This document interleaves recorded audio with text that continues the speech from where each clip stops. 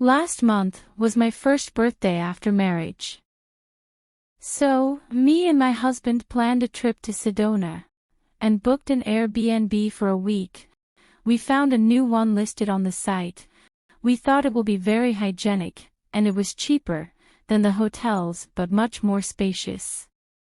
When we reached, one host was already there. He welcomed and showed us the rooms and the bathrooms. We chatted a little bit. He explained that he himself is a caretaker. An old man used to live here. After his death, his son decided to rent it on Airbnb. Mr. Caretaker was an extremely sweet person. He told us to text or call him if anything needed. He even gave us his own phone number.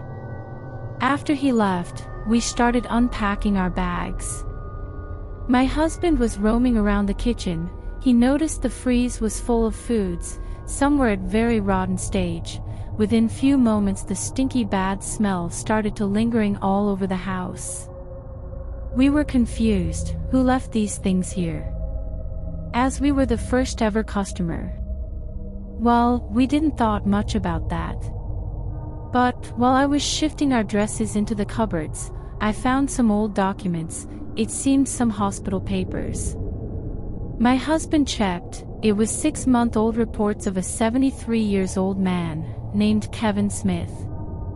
He had stage 4 cancer. In another small cupboard we found a bunch of clothes of an old man, kept as a dough. Different things were kept all over the room, maybe all were his belongings. We realized, after the man's death probably none of his child came back home, or take away any of his belongings. We felt a bit uncomfortable, staying with someone's belongings who had just died. Maybe, in the bed we will sleep tonight, was also his. I wondered, had these people even changed the bedsheet yet? My husband confronted me. Let's ignore all this, and have the fun. He asked me to get ready, we will go for a dinner date. Well, the date went awesome. The musician in the restaurant was very romantic and foods were delicious. We were thinking about having fun all night. We get back to the Airbnb by car, entered there. The moment we switch on the light, we got surprised. There was blood all over the furniture's beds. It seemed like somebody had partied with a bottle of blood, had spilled the blood all over the room. We became terrified. In the dimly lit lights, the room was looking like a house of demon, with blood stains all over it. We clicked on our phone flashlight and started to find out the source of the blood stains. I looked up and saw the ceiling fan moving in full speed and had some red stain on it. When we stoked it, we noticed it had blood all over it. We realized something had grinded between those blades. My husband found out different body parts of dead pigeons. Somewhere we found heads, somewhere wings, or other body parts. We realized the situation as we accidentally left the house with a window open and forgot to switch off the fan. Some innocent pigeons flew inside and got cut by the fan blades and died inside the room. It was pathetic. The bed we were supposed to sleep had blood all over its sheets. We called that caretaker so that he can clean the room, as it was already filled with stinky smell of blood. But he didn't pick up the call. We tried to call him multiple times, but he didn't pick up. We texted him on his phone and on Airbnb, but it remained unanswered. I came under stress. My husband tried to find something to clean up, but there were no cleaning equipment inside the bathrooms. We had to spend the whole night by sitting on a chair. Dead bodies of 3 pigeons were lying in front of us, some with no head, no wings, blood coming out, a pathetic scene. We were thinking that while in afternoon, we were horrified that maybe we have to sleep on some recently dead person's bed, but the destiny had different plans. The night became more horrific. Maybe the dead soul didn't want us on his own bed, or it was just our carelessness. After that horrific incident, Even the next day when we tried to contact the caretaker, we didn't get any answer. We left the Airbnb, as we were feeling extremely uneasy to stay there. In the heart of a quaint countryside, nestled among the rolling hills and ancient trees, stood a picturesque Airbnb, a renovated farmhouse with a rich history. Sarah and David, a young couple deeply in love, arrived at this charming retreat, unaware of the supernatural events that awaited them. As they stepped inside, hand in hand, a sense of enchantment filled the air. Soft candlelight danced upon the walls, casting a warm glow throughout the room. The crackling fireplace provided a cozy ambience, inviting them to settle in and enjoy their romantic getaway. Unbeknownst to them, the farmhouse carried a lingering energy from its past. Whispers of love and heartache intermingled within its walls, stories etched into the very fabric of its existence. But Sarah and David were oblivious to the haunted tales, focusing solely on the love they shared and the moments they would create together. As night fell, the house took on a different atmosphere. Shadows swayed mysteriously, and faint whispers seemed to whisper sweet nothings in their ears. The temperature dropped slightly, sending shivers down their spines. Yet, instead of fear, a sense of exhilaration filled their hearts, a thrill that heightened the passion between them. Curled up by the fireplace, they shared tender embraces and passionate kisses. The haunted whispers seemed to serenade them, their ghostly presence heightening the intensity of their connection. Each touch, each caress, was electrified with the ethereal energy that surrounded them. With their hearts entwined, Sarah and David explored the farmhouse, discovering hidden corners and forgotten spaces. They reveled in the charm of the antique furniture, tracing their fingers along the intricate carvings, lost in the echoes of a bygone era. The spirits of the past watched their love unfold, their presence serving as witnesses to the blossoming romance. One evening, as they settled into their bedroom, the air grew heavy with a spectral presence. Shadows danced along the walls, and a gentle breeze rustled the curtains, although the windows remained closed. Sarah and David exchanged glances, their hearts filled with a mix of trepidation and fascination. A soft voice, barely audible, whispered their names on the wind. They held each other tighter, seeking solace and protection in their love. The room seemed to pulse with an otherworldly energy, bridging the gap between the living and the spectral. In the midst of the haunted night, their love burned bright, defying the eerie forces around them.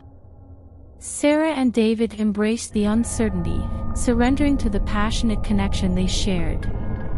The spirits, touched by their love, retreated into the shadows, allowing the couple to indulge in a night of enchantment. As dawn broke, Sarah and David awoke, entwined in each other's arms. The room felt lighter, the paranormal whispers fading into the depths of memory. They shared a knowing smile, their hearts forever marked by the ethereal encounter. Leaving the farmhouse behind, they carried with them not only memories of their romantic escape but also a newfound belief in the power of love that transcends the boundaries of time and existence. The haunted Airbnb had become the backdrop for a love story that would be retold for generations, forever intertwining the mortal and the supernatural. In the small town of Ravensville, nestled deep in the heart of the Appalachian Mountains, there stood a mysterious mansion. Its eerie presence sent shivers down the spines of the locals, and whispers of its haunted history filled the air. Many believed it to be cursed, a place where restless spirits roamed the halls. Curiosity got the better of me when I stumbled upon an Airbnb listing for that very mansion. The stunning photographs and glowing reviews enticed me, and I couldn't resist the opportunity to spend a weekend there. Little did I know, my decision would lead me down a dark and chilling path. As I stepped inside the mansion, a sense of foreboding washed over me. The air felt heavy, the atmosphere charged with an otherworldly energy. The creaking floorboards and flickering lights added to the spine-tingling ambience. I brushed off my unease, attributing it to the house's age and reputation. Night fell, and with it, the true horrors began to unfold. Whispers echoed through the corridors, disembodied voices carried on the wind. Shadows danced in the corners of my vision, but vanishing whenever I turned to look. Cold gusts of air brushed against my skin, as if the very breath of ghosts caressed me. Terrifying nightmares plagued my sleep. Visions of ghastly figures lurked at the foot of my bed, their eyes gleaming with malevolence. I awoke, drenched in sweat, my heart pounding in my chest. The boundary between the living and the dead had blurred within the mansion's walls. As the nights wore on, I went on to Google to search about the history of the mansion, desperate to uncover the truth.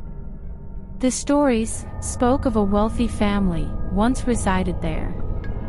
Tragedy struck when the youngest daughter, Emily, went missing under mysterious circumstances. Desperate to find her, the family's grief turned to madness. They perished in a fit of despair. Driven by a mixture of curiosity and dread, I ventured into the mansion's secret attic. Dusty relics and faded photographs greeted me, providing glimpses into the family's past. Among the pictures, I discovered one of Emily, her face radiant with innocence. Her eyes seemed to follow me, her presence palpable even in the faded photograph. But then, the plot took an unexpected twist. It turned out, the mansion's haunting was not caused by vengeful spirits, but rather, by an elaborate ruse. The whispers, shadows, and nightmares were all carefully orchestrated to perpetuate the mansion's terrifying reputation. The owner, a cunning businessman, had concocted the ghostly facade to attract thrill-seeking guests and boost his Airbnb ratings. I confronted the owner, demanding answers. He confessed, smirking with satisfaction. "Fear is a profitable commodity," he said, his voice dripping with deceit. "People crave the thrill of the unknown. And as long as they keep coming, I'll keep profiting." Enraged and disillusioned, I vowed to expose his twisted game. I shared my story with the world, revealing the truth behind the mansion's supposed haunting. The owner's reputation plummeted, and the mansion faced backlash. But even though the horrors were manufactured, they left an indelible mark on my psyche. The line between what was real and what was staged had blurred, leaving me with a lingering unease. The mansion's twisted tale would forever serve as a haunting reminder that sometimes the true horror lies not in ghosts or supernatural beings, but in the depths of human manipulation and greed.